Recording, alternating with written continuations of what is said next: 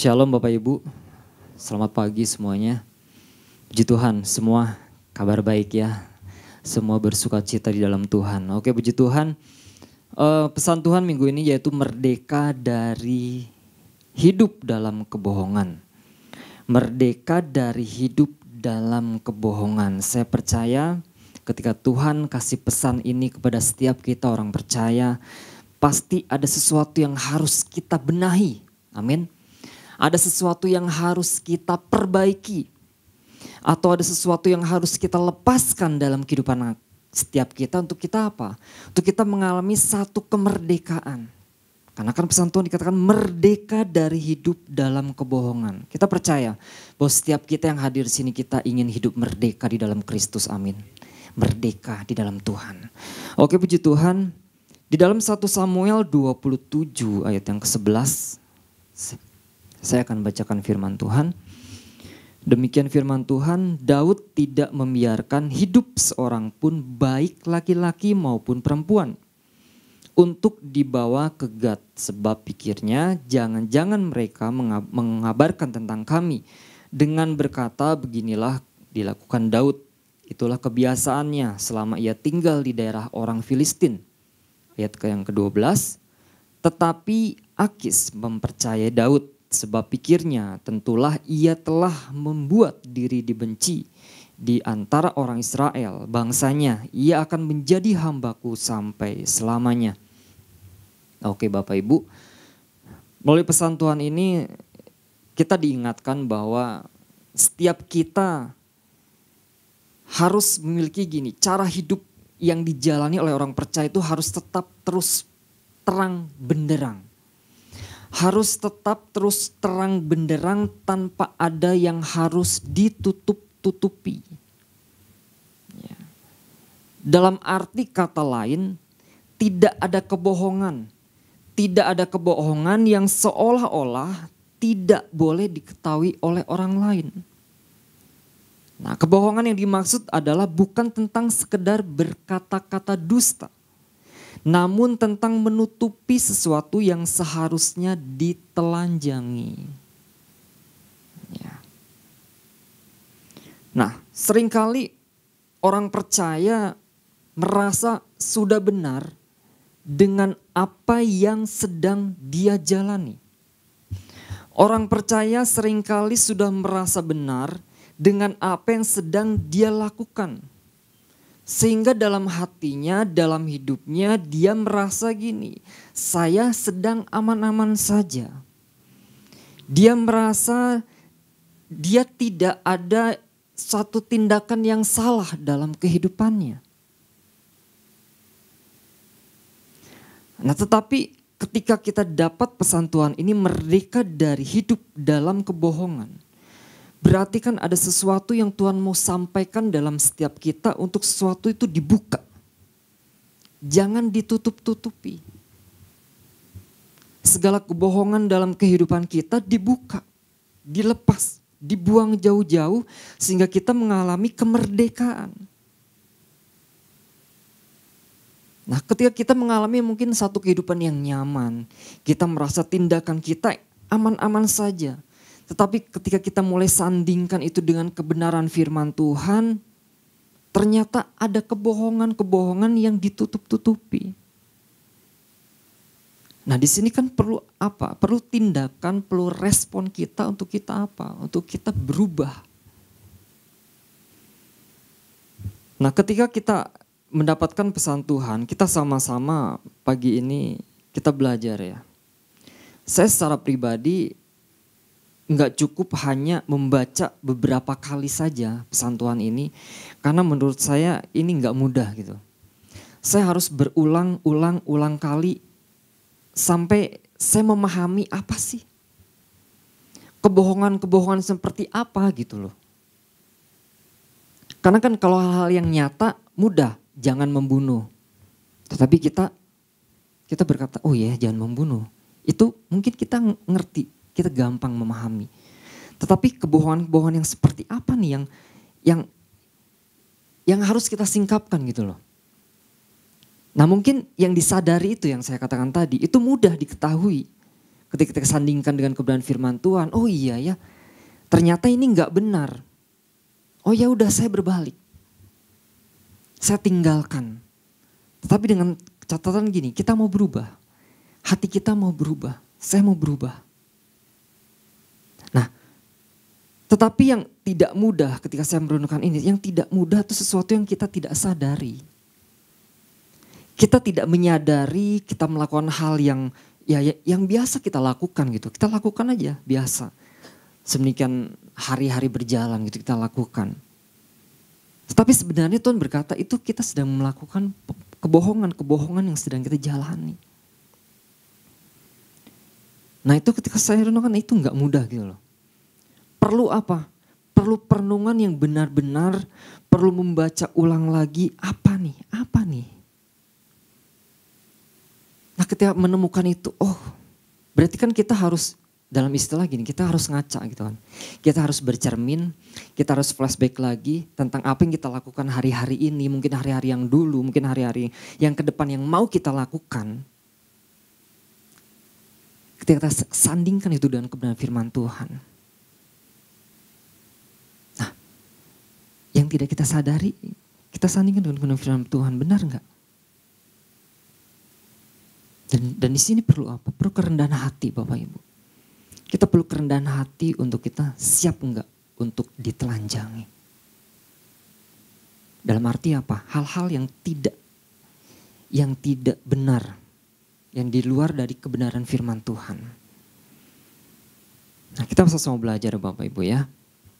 Merdeka dari hidup dalam kebohongan. Nah, berarti kan mau nggak mau gini, ketika kita mau mengalami suatu kemerdekaan, kelepasan, otomatis kita harus mau nggak mau kita harus siap, amin. Kita harus siap untuk jangan ditutup-tutupi, kita harus terbuka, jangan ada yang tertutup lah pokoknya. Nah mungkin itu terjadi dalam rumah tangga kita Bapak Ibu. Mungkin itu terjadi dalam pelayanan, kemarin di Komsel kan dibahaskan. Mungkin itu terjadi dalam pergaulan kita. Nah kalau kita belajar dari kisah Daud ya, kita banyak pembelajaran yang kita dapat. Pastor sudah sampaikan panjang lebar dan itu sangat jelas sekali kan. Kalau kita lihat kan di sana Daud berpikir dengan cara dan rencananya sendiri. Dia pergi dan menyembunyikan diri ke negeri orang Filistin. Lalu dia akan mengabdi kepada Raja Akis seolah-olah membela Filistin. Ya kan, memusnahkan negeri yang dia perangi, laki perempuan tidak dibiarkan hidup. Sehingga Akis mempercaya Daud. Nah, Pak Isa kemarin sudah jelaskan juga ada pro dan kontra di hati Daud. Di satu sisi Daud apa? Melakukan kehendak Tuhan. Tapi di sisi lain, ia berada di pihak musuh. Nah, hal apa yang harus kita pahami Bapak Ibu bersama? Hal apa yang perlu kita pahami melalui pesan Tuhan ini? Nah, hal yang perlu kita pahami yaitu bersedia untuk mengakui dan mengungkapkan dengan jujur. Jangan dibiarkan setelah kita menyadarinya. Saya akan ulang, bersedia untuk mengakui dan mengungkapkan dengan kejujuran, jangan dibiarkan setelah kita menyadarinya. Jangan dibiarkan ketika pembiaran itu terjadi akan menjadi pembenaran diri. 1 Samuel 27 ayat 10 sampai yang 11 saya akan bacakan, itu sesuai dengan tadi ya. Jika Akis bertanya, di mana kamu menyerbu pada hari ini? Maka jawab Daud, di tanah Negeb Yehuda, atau di tanah Negeb orang Yerahmeel, atau di tanah Negeb orang Keni. Daud tidak membiarkan hidup seorang pun baik laki-laki maupun perempuan untuk dibawa ke Gad. Sebab pikirnya jangan-jangan mereka mengabarkan tentang kami dengan berkata beginilah dilakukan Daud. Itulah kebiasaannya selama ia tinggal di daerah orang Filistin. Nah Bapak Ibu, bicara tentang kejujuran. Bicara tentang kejujuran itu enggak datang dari luar. Bicara tentang kejujuran, kita boleh mendengar mungkin mendengarkan dengan kebenaran firman Tuhan dengan orang-orang, mungkin kita konseling dengan orang-orang tentang bicara tentang kejujuran. Tetapi kejujuran itu tidak keluar dari orang lain. Tetapi sebenarnya gini, kejujuran itu keluar dan datang dari kehidupan kita masing-masing. Di dalam diri kita. Nah, kenapa? Karena ketika kejujuran terjadi dalam kehidupan kita akan mengakui bahwa kebenaran Allah itu ada dalam hati kita. Ketika kejujuran itu kita ungkapkan, kita mengakui, ya Allah benar. Kebenaran Allah ada dalam hidup saya.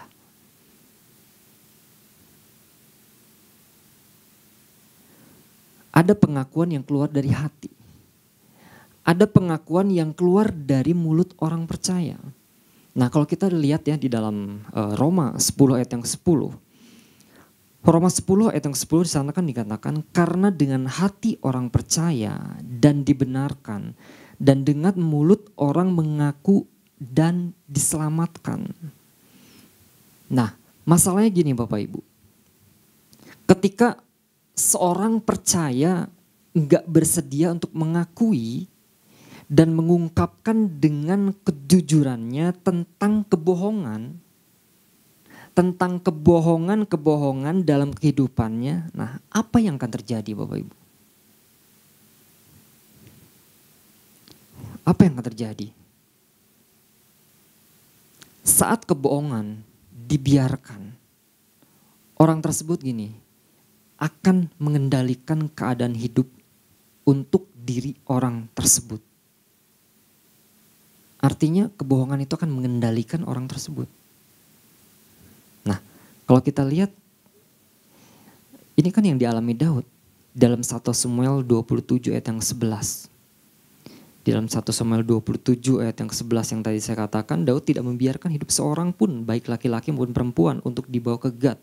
Sebab pikirnya jangan-jangan mereka mengabarkan tentang kami dengan berkata, beginilah dilakukan Daud, itulah kebiasaannya selama ia tinggal di daerah orang Filistin. Nah, kita lihat gini, dia dikendalikan oleh apa? Dikendalikan oleh kepentingan pribadi. Dia dikendalikan oleh kepentingan pribadi, kalau saya nggak lakuin ini, rahasia saya akan kebongkar. Kalau saya nggak bunuh semua, saya akan ketahuan siapa saya sebenarnya. Artinya jangan sampai terjadi dalam kehidupan orang-orang percaya. Kebohongan demi kebohongan kita biarkan dalam kehidupan kita. Jangan dibiarkan, dan ketika dibiarkan itu akan menjadi pembenaran dalam kehidupan kita. Saya merasa benar melakukan ini. Saya merasa benar melakukan itu. Padahal Tuhan katakan engkau tidak benar. Kau harus berpaling dari hal itu. Tetapi saya merasa benar. Kenapa? Karena mempertahankan kebohongan dalam hidup kita.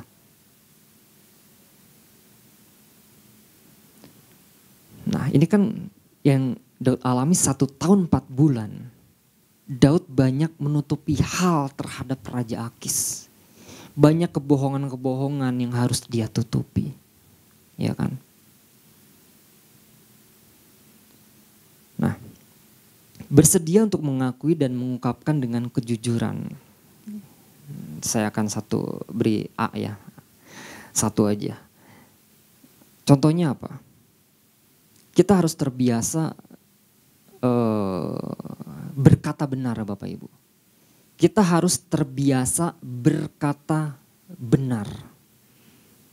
Maksudnya berkata benar gini. Ketika kita menghadapi tahu itu salah. Tahu itu tidak benar di hadapan Tuhan. Tahu ini adalah pelanggaran firman Tuhan. Kita harus berani berkata gini. Itu tidak benar. Itu salah di hadapan Tuhan. Nah, pertanyaannya gini, berani enggak kita untuk berkata benar di hadapan Tuhan? Walaupun gini, kadang-kadang itu tanda kutip merugikan. Tanda kutip ya, merugikan diri kita. Demi apa? Demi melakukan kebenaran firman Tuhan. Contoh, yang sederhana. Ini kesaksian dulu yang Marbun katakan itu, yang hari Minggu yang bersepeda ya Bapak Ibu. Yang bersepeda harusnya kan hari Minggu itu kan beribadah. Tetapi dia dengan grupnya bermain sepeda. Dan temannya ngajak, yuk kita main sepeda yuk. Kita tahu kan, kita tahu bahwa hari Minggu itu tuh hari ibadah. Tapi kita tidak katakan, saya nggak mau ikut, saya harus beribadah. Tapi kita ikut grup tersebut. Nah, mungkin tanda kutip kita bisa kehilangan komunitas tersebut. Demi apa? Pegang kebenaran. Demi apa? Kita ikut, saya mau beribadah. Waktunya hari Minggu itu saya harus beribadah kepada Tuhan. Nah, kita siap enggak Bapak Ibu? Bersedia untuk mengakui dan mengungkapkan dengan kejujuran. Dan kita harus bisa berkata, berani berkata benar. Nah, ini yang saya renungkan Bapak Ibu pagi hari ini. Yang tidak saya panjang lebarkan, merdeka dari hidup kebohongan. Maka hal yang harus kita renungkan bersama, yaitu bersedia untuk mengakui dan mengungkapkan dengan kejujuran. Nah, apa aja? Kita harus terbiasa untuk berkata benar. Tuhan Yesus memberkati.